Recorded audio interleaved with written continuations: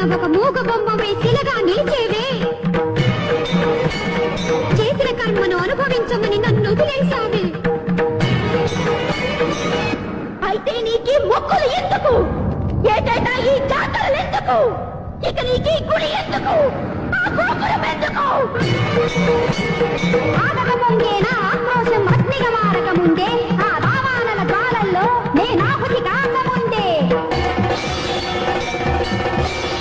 దుర్గవై చండివై దురితవినా శంకరివై అమ్మవై అభయవై అగ్రహోదగ్రవై చూపులే పిడి కాకులుగా ఆ కాకుని చూస్తే చిలిసి తెల్లుమిక్కిన రక్తంలో తల్లి నువ్వు జనక మాడి సత్యమేవ జయదేయని లోకానికి దాటింపగరా.